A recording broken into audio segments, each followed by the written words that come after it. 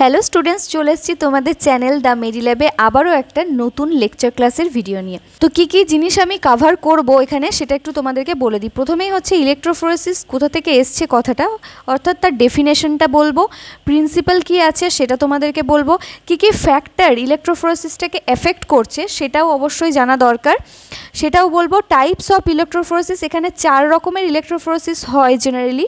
তো কোন দুটো তোমাদের পড়তে হবে আর কোন দুটো বেশি ইম্পর্টেন্ট সেটাও আমি এখানে বলে দেবো অল্প অল্প করে। যেগুলো খুব ইম্পর্টেন্ট সেগুলো একটু বেশি ডিটেলসে বলা আছে, যেগুলো হচ্ছে যে খুব একটা বেশি নয় সেগুলো একটু হালকা করে বলা আছে, এবং সেগুলোর যে প্রিন্সিপালগুলো আছে সেগুলো একটু বলে দেবো, ঠিক আছে। তার সাথে কী কী অ্যাপ্লিকেশান আছে, ইলেকট্রোফোরেসিস কিসের জন্য করা হয়, অ্যাপ্লিকেশানটা কী সেটাও বলবো। তো ইলেকট্রোফোরেসিসটা কী জিনিস সেটা আগে জানতে হবে। What is electrophoresis?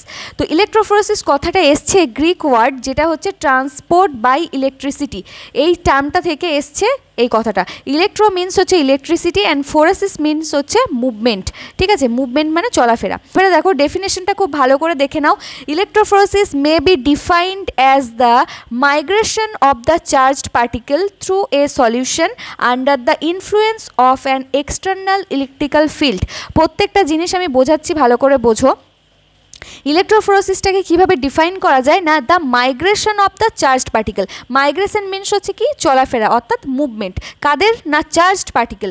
শুধুমাত্র পার্টিকেল হলে হবে না, একটা সলিউশনের মধ্যে, একটা স্থির কোনো জায়গায়, একটা কন্টেনারের মধ্যে তুমি জল নিয়েছো বা কোনো লিকুইড নিয়েছো, সেটা কিন্তু ইলেকট্রিক্যালি চার্জড পার্টিকেল নয়, সেটাকে ইলেকট্রিক্যালি চার্জড করতে হবে, ঠিক আছে। এই যে মাইগ্রেশনটা পার্টিকেলদের, ইলেকট্রিক্যালি চার্জড পার্টিকেলের যে মাইগ্রেশনটা থ্রু এ সলিউশন, একটা সলিউশনের মধ্যে আন্ডার দ্য ইনফ্লুয়েন্স, কার ইনফ্লুয়েন্সে, কার দ্বারা প্রভাবিত হচ্ছে, of an external electrical field, ঠিক আছে। বাইরের থেকে কোনো এক্সটার্নাল ইলেকট্রিক্যাল ফিল্ড কাজ করছে, যার জন্য এই পার্টিকেলগুলো মুভমেন্ট হচ্ছে। প্রিন্সিপালটা কি আছে না, প্রিন্সিপাল হচ্ছে any charged ion or molecule মাইগ্রেটস when placed in an electrical field. অর্থাৎ কোনো চার্জ আয়ন অথবা মলিকিউল যখন মাইগ্রেট করে, মানে ঘোরাফেরা করে একটা ইলেকট্রিক্যাল ফিল্ডের মধ্যে, the rate of migration depends upon it's net charge, size, shape and the applied electrical current. তখন এই যে মাইগ্রেশনটা অর্থাৎ ঘোরাফেরা বা মুভমেন্টটা, এটা কিসের ওপর ডিপেন্ড করে না, নেট চার্জ, যে টোটাল যে চার্জটা আছে সেটার ওপর, সাইজের ওপর, শেপের ওপর, এবং যেই ইলেকট্রিক্যাল কারেন্টটা অ্যাপ্লাই করা হচ্ছে তার ওপর। কিভাবে হবে এই ইকুয়েশনটা একটুখানি বুঝে নেব।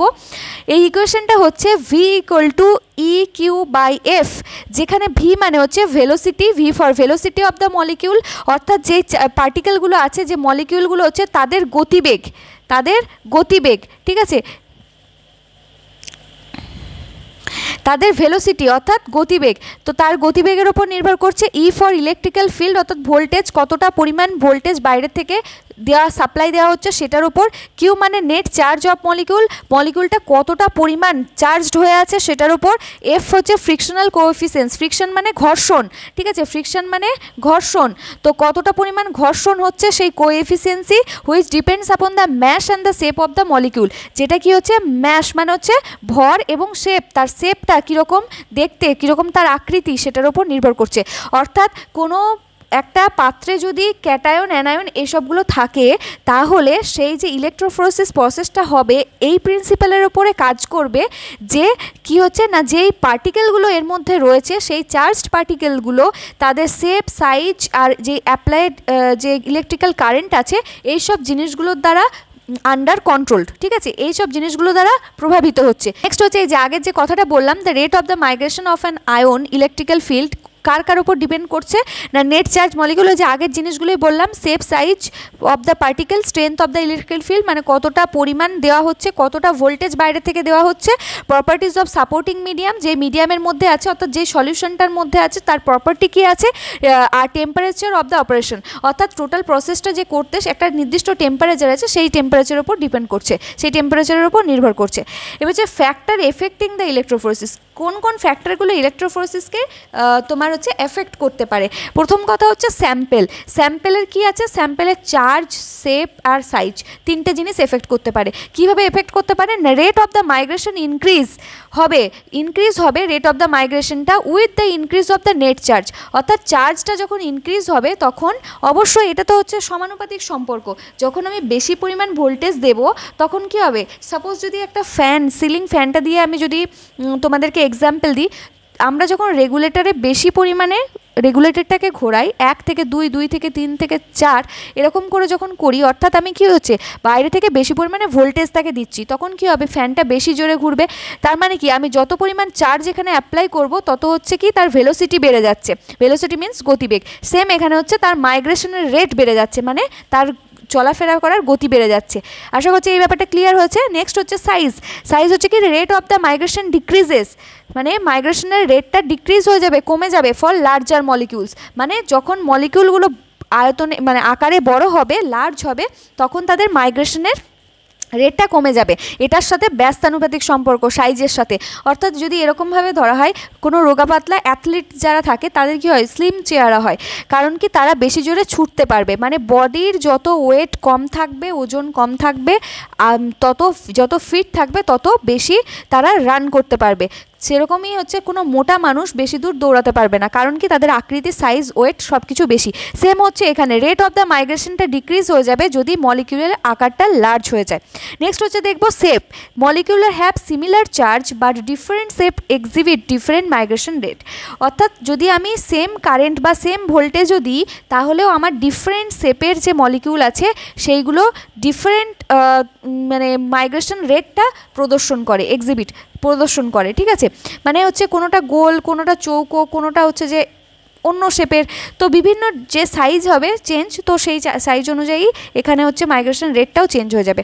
নেক্সট হচ্ছে ইলেকট্রিক্যাল ফিল্ডের মধ্যে ভোল্টেজ, কারেন্ট আর রেজিস্ট্যান্স, তিনটে জিনিস ম্যাটার করছে। ভোল্টেজ ইনক্রিজ যদি হয় তাহলে হচ্ছে রেট অফ মাইগ্রেশনটাও ইনক্রিজ হবে, কারেন্ট ইনক্রিজ যদি হয় তাহলে হচ্ছে ভোল্টেজ ইনক্রিজ হবে, মাইগ্রেশন ইনক্রিজ হবে। তারপর রেজিস্ট্যান্স মানে বাধা, তাহলে বাধা যখন বাড়বে তখন মাইগ্রেশন ডিক্রিজ হবে, এটা তো ব্যস্তানুপাতিক সম্পর্ক। কারেন্ট আর ভোল্টেজ যত বেশি হবে রেট অফ মাইগ্রেশন তত বেশি হবে, কিন্তু রেজিস্ট্যান্স যখনই বেশি পেয়ে যাবে, বাধা যখনই বেশি হবে, তখন কি হবে, সে বেশি দূর এগোতে পারবে না, তাহলে তার মাইগ্রেশনটা ডিক্রিজ করবে। নেক্সট হচ্ছে দেখো বাফার, তো যেই সলিউশনটা যেই পাত্রে যেটা থাকে তার মধ্যে একটা বাফারও দেওয়া থাকে, সেই বাফারটার সাথে এই মাইগ্রেশনের রেটটার খুব একটা ভালো সম্পর্ক আছে, যেটা হচ্ছে আয়নিক স্ট্রেংথ, ঠিক আছে। Ionic strength, rate of the migration increases in high ionic স্ট্রেংথটা যখন বেশি থাকবে তখন রেট অফ মাইগ্রেশনটা ইনক্রিজ হবে। পিএইচের ওপরেও নির্ভর করছে, ionisation of organic acid increases as the pH increases, যখন আয়োনাইজেশন হচ্ছে যে অর্গানিক অ্যাসিডের আয়োনাইজেশনটা ইনক্রিজ হবে, পিএইচটা যদি ইনক্রিজ হয় তাহলে হচ্ছে এটাও ইনক্রিজ করবে। সাপোর্টিভ মিডিয়ামের মধ্যে অ্যাবজর্পশন আর ইলেকট্রে, এই দুটো জিনিস হচ্ছে সাপোর্টিভ মিডিয়ামের মধ্যে পড়ছে, তো সেখানে হচ্ছে absorption reduce both rate of the migration and resolution of separation of the molecule. যদি অ্যাবজর্পশনটা বেশি হয় তাহলে আবার এখানে এগুলো কমে যাচ্ছে, ঠিক আছে। এন্ডোঅসমোসিস, এটা হচ্ছে due to the presence of the charged group on the surface of supporting medium. এটা কিসের জন্য হচ্ছে, এই জিনিসটা হচ্ছে সাপোর্টিং যে মিডিয়াম আছে তার সারফেসে কিছু চার্জ পার্টিকেলের জন্য হচ্ছে। এক্সাম্পল হচ্ছে পেপার কার্বক্সিল গ্রুপ, আগারোজ হচ্ছে সালফেট গ্রুপের। তো it will accelerate the movement of the cation but হচ্ছে রিটার্ড দ্য অ্যানায়ন মুভমেন্ট, অর্থাৎ হচ্ছে এই যে সাপোর্টিং মিডিয়ামের যে কম্পোজিশনটা, তো সেটা হচ্ছে যদি পেপার কার্বলিক গ্রুপ বা সালফেট গ্রুপ থাকে, তো এরকম যদি থাকে তাহলে হচ্ছে কি তারা ক্যাটায়নের মুভমেন্টকে আবার বাড়াবে, আবার হচ্ছে যে অ্যানায়নের মুভমেন্টকে আবার কমিয়ে দেবে। তো সেটার উপর সাপোর্টিং মিডিয়ামের যে ইয়েটা আছে, গ্রুপটা আছে, তো সেটার উপরেও ডিপেন্ড করছে, ঠিক আছে। তো এইটা হচ্ছে পার্ট 1 পর্যন্ত, এই পর্যন্ত থাক। নেক্সট হচ্ছে পার্ট 2-এ তোমাদেরকে বাকিটা আলোচনা করব।